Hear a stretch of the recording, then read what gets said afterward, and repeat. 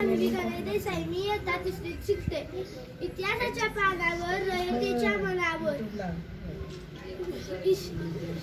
मातीच्या कणावर आणि विश्वासाच्या प्रमाणावर राज्य करणारा राजा म्हणजे शिवछत्रपती.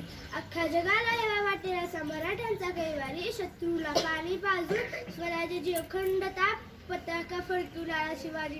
हा त्यांचा जन्म 19 फेब्रुवारी 1630 रोजी शिवनेरी किल्ल्यावर झाला.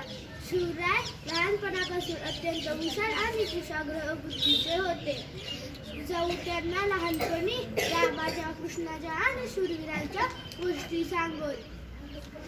आपला जन्म सरदार किंवा चाकरी करण्यासाठी झालेला नसून गुलामगिरीतून मुक्त करण्यासाठी झालेला आहे व त्यासाठी स्वराज्य निर्माण करा, स्वराज्य निर्माण करा.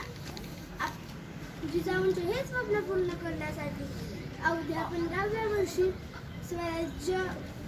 शिवाजी महाराजांनी रायरेश्वराच्या मंदिरात प्रतिज्ञा केली व तोरणा किल्ला जिंकून अनेक किल्ले जिंकले.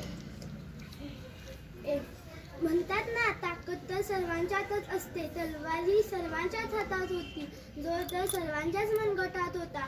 पण बुद्धी आणि दृढ इच्छाशक्ती फक्त शिवरायांच्या मनात होती. अशा शिवरायांना माझा मानाचा मुजरा. एवढे बोलून मी 4 शब्द संपवते. जय हिंद, जय शिवराय.